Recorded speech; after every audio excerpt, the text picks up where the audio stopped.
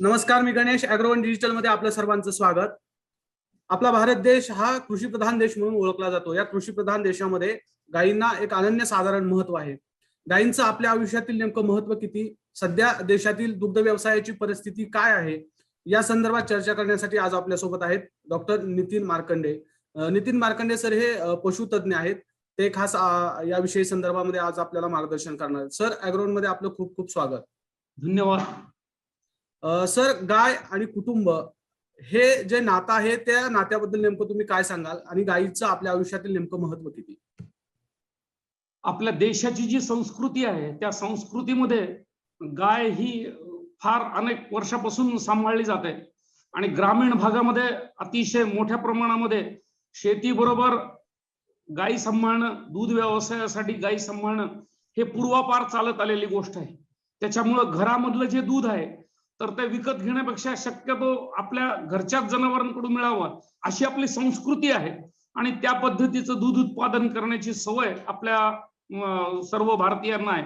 आणि म्हणून गायी आणि म्हशी या दोन्ही बाबतीमध्ये ग्रामीण विकासाच्या बाबतीमध्ये अतिशय चांगल्या प्रकारे महत्व असणारे हे दोन प्राणी आहेत आणि ज्यांचं पाळीव प्राण्यांमधून आपल्याला चांगल्या प्रकारचं उत्पन्न मिळतं आणि आपल्या कुटुंबाचं आर्थिक आणि त्या पोषण विषयक चांगल्या प्रकारे संरक्षण होत राहतं. सर, माझा पुढचा असा प्रश्न आहे की भारतात आणि महाराष्ट्रामध्ये दुग्ध उत्पादनाची नेमकी परिस्थिती काय आहे, पशुधन नेमकं किती आहे, याबद्दल तुम्ही काय सांगाल?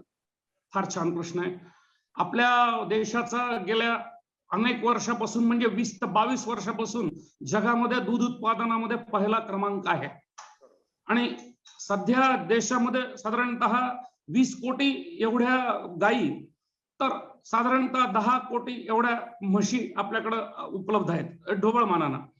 महाराष्ट्रामध्ये जर विचार केला तर आपल्याकडे 1,60,00,000 एवढ्या गायी आणि म्हशींच्या बाबतीमध्ये विचार केला तर 65 लक्ष म्हशी आपल्या राज्यामध्ये आहेत.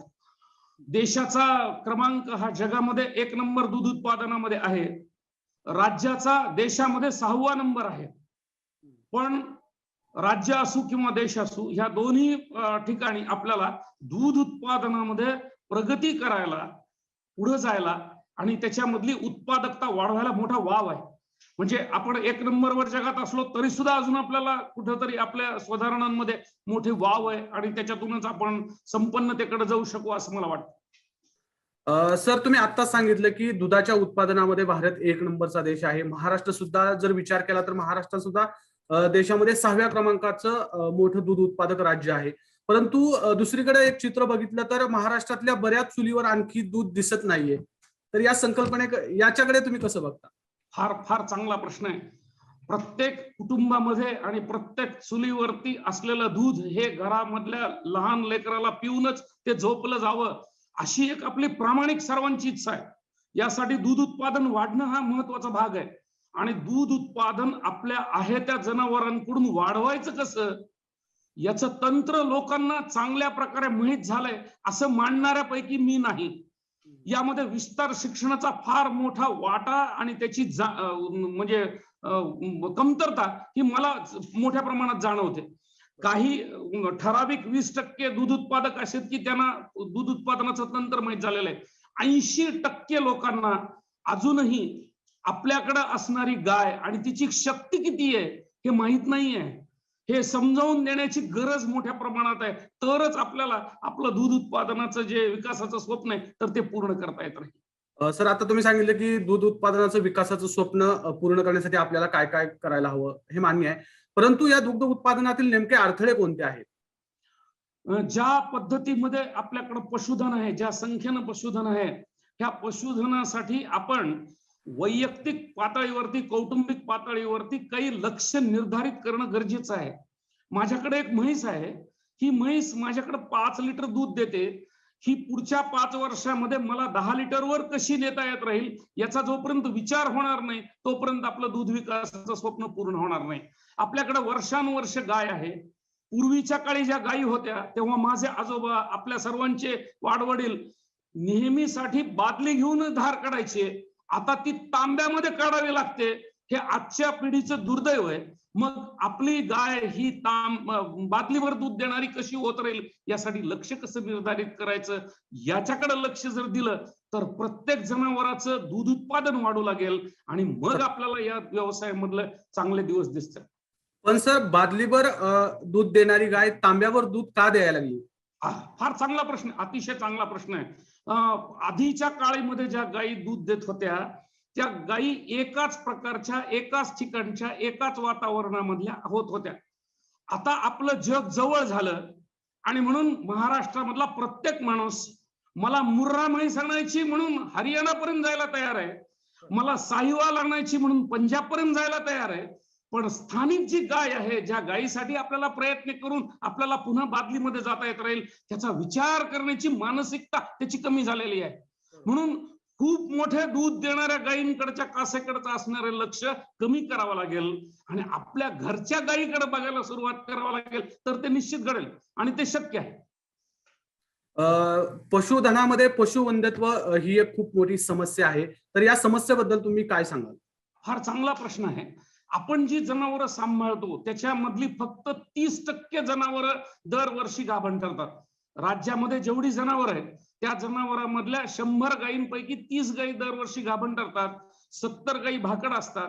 त्या भाकड गायींचा चाऱ्यावरचा खर्च, पशुखाद्यावरचा खर्च, पशु औषधींवरचा खर्च, यांचा पाण्यावरचा, पाणी जे त्यांना प्यायला लागतं त्याच्यावरचा होणारा, त्यांना असलेला सांभाळाचा ताण, या सगळ्या गोष्टीचा विचार जर केला तर ह्या 70%वर आपण का वेळ वाया घालतो याचा विचार पशुपालकांनी आपल्याकडे केला पाहिजे. आणि राज्य शासनाची सुद्धा ही जबाबदारी आहे, विद्यापीठांची जबाबदारी आहे की ही 70% जनावर गाभण कशी ठरतील याच्यासाठी रोज विचार करणं गरजेचं आहे. यासाठी कुठलाही ठोस कार्यक्रम आपल्या राज्यामध्ये नाही. सर, आता तुम्ही सांगितलं की पशुवंध्यत्व ही समस्या आहे, मात्र या पशुवंध्यत्वावर मात करण्यासाठी नेमकं प्रतिबंधात्मक उपाय म्हणून नेमकं काय काय करायला हवं? फार फार फार चांगला प्रश्न आहे, कारण वंध्यत्वाचे उपचार तुम्ही मला विचारले नाहीत आणि प्रतिबंध विचारले. राज्यामध्ये हे लोकांनी जर केलं तर सगळ्यात मोठी समस्या आपली कमी होत राहील. कुठलंही जनावर आपण जेव्हा सांभाळतो तेव्हा सांभाळलेल्या जनावरांमध्ये वंध्यत्व येऊच नये असं ज्या ज्या लोकांना वाटतं त्यांच्यासाठी फक्त 10 रुपये खर्च आहे. 10 रुपये खर्च. हा 10 रुपये खर्च टेलरकडे असणाऱ्या टेपचा खर्च आहे. मोजमापाचा टेप जर आपल्या घरी आणला 10 रुपयाचा, तर ह्या जनावराचं शरीर वजन वाढत चाललेलं आहे का, एवढ्या गोष्टीचं दर 10 दिवसाला जर नियंत्रण ठेवलं तर एकही जनावर वंध्यत्वाकडे जाणार नाही. ज्या जनावरांचं शरीर वजन वाढत जातं ती वंध्यत्व असणारी जनावरं प्रजननशील होतात आणि ज्या जनावरांचं वजन 10 दिवसाला सतत सातत्याने कमी होत राहतं तर ती वांझ ठरतात प्रजनन असलेली. हा जर एक नियम घरोघरी आणि गोठ्यामध्ये समजला तर वंध्यत्वाची समस्या 90% कमी झाली असं समजायला हरकत नाही. पण या दृष्टीनं प्रयत्न करणं गरजेचं आहे. पशुपालकाने पशुचं संवर्धन करताना नेमकी काय काय काळजी घ्यायला हवी असं आपल्याला वाटतं? छान. जसं आपण वजनावरती नियंत्रण ठेवायचं म्हणालो तसंच आपण जे जनावरांना चारा देतो तर तो योग्य प्रकारे देतो का नाही याचं प्रमाणीकरण करून घेणं गरजेचं आहे. किती प्रमाणात चारा दिला, कोणता चारा दिला आणि किती प्रमाणात पशुखाद्य दिलं, हे आपलं असलेलं रोजचं जे काही चालू आहे व्यवहार, तर तो योग्य आहे का नाही ही विचारण्याची क्षमता पशुपालकात असली पाहिजे. आणि आज एनडीडीबीनी एक ऍप डेव्हलप केलेलं आहे, मोबाईल मधलं ऍप आहे.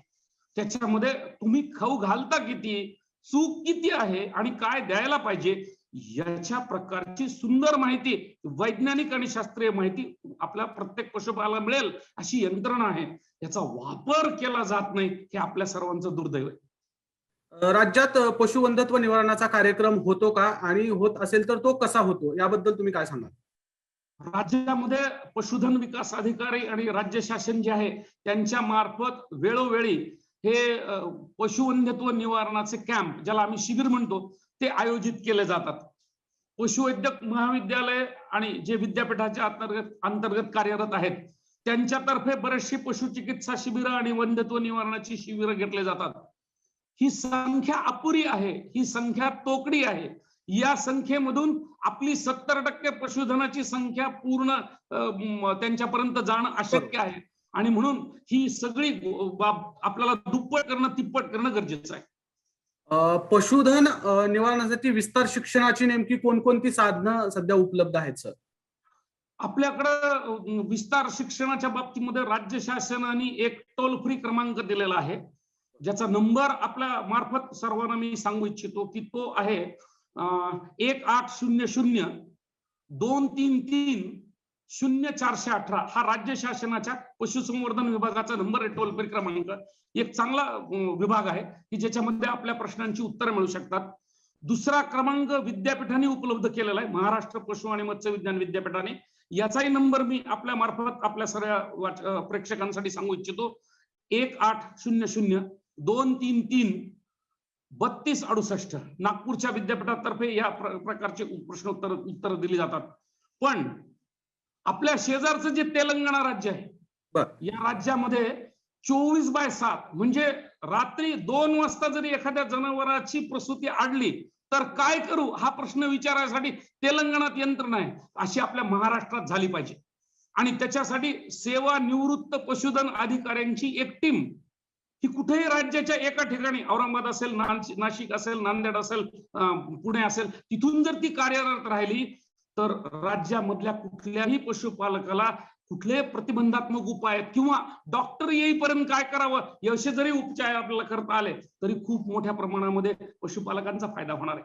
ही यंत्रणा चांगली आहे. विस्तार शिक्षणाचा परिणाम लोकांना माहिती देण्यासाठीचा आहे आणि त्यासाठी ही यंत्रणा अतिशय गरजेची आहे. सर, सध्या राज्यात उन्हाचा चटका मोठ्या प्रमाणावर भासू लागला आहे. या काळामध्ये पशुधनाची नेमकी शेतकऱ्यांनी काळजी कशा पद्धतीनं घ्यायला हवी? छान. म्हणजे बाकी सगळ्या चर्चा करण्यापेक्षा आजचं काय ह्या सगळ्यात महत्वाची गोष्ट आहे. 5 गोष्टींची संजीवनी असते उन्हाळ्यासाठी. या 5 गोष्टी प्रत्येक जनावरासाठी आवश्यक असतात.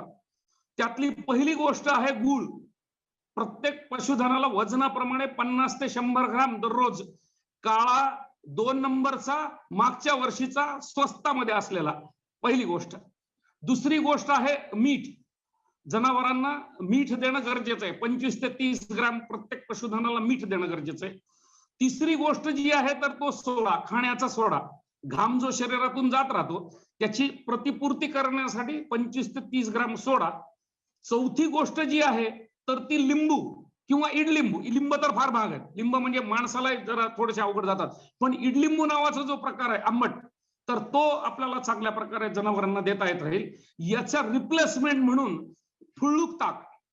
माणसं जी पितात ती ताक, आणि त्या ताकामध्ये जर समजा 4 पुन्हा ग्लास पाणी टाकलं तर ते होतं फुळूक ताक. तर अशा प्रकारचं ताक 1 ते 1.5 लिटर. आणि शेवटची गोष्ट क्षार संजीवनी, म्हणजे ज्याच्यामध्ये आपल्याला मिनरल मिक्सचर म्हणता येत राहील. ह्या 5 गोष्टी जर पशुधनाला दिल्या गेल्या तर निश्चितच उन्हाचा त्रास कमी होत राहील आणि पहिल्यांदा संजीवनी मिळेल. उष्णतेपासून सकाळी 10 ते दुपारी 4 वाजेपर्यंत एकही जनावर चरायला सोडू नका.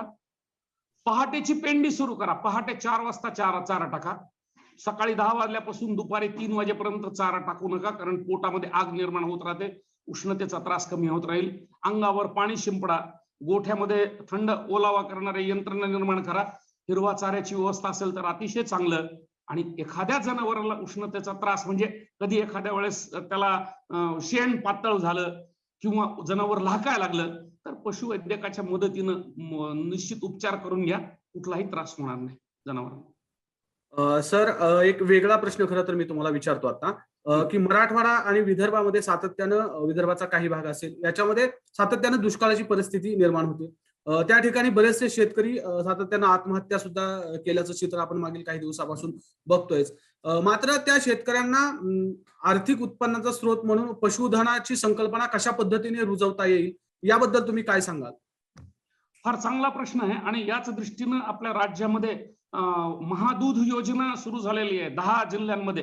हे त्यामधले विदर्भाचे सगळे जिल्हे आणि मराठवाड्यामधले 2-3 जिल्ह्यांचा समावेश आहे. या पशुधन सांभाळणाऱ्या पशुपालकांसाठी ज्याचा प्रभाव निर्माण होतो असं विस्तार शिक्षण आणि अशा प्रकारचे गट निर्माण करणं गरजेचं आहे. एकदम सगळ्या लोकांना आपण पोहोचू शकत नाहीत. म्हणून गावामध्ये आदर्श गोठे, 10 आदर्श गोठे जर एका गावात निर्माण झाले तर बाकीची सगळी पशुधन जी आहेत 100 गोठे ते आपोआप त्यांचं अनुकरण करतील, कारण लोक अनुकरणाला प्राधान्य देतात.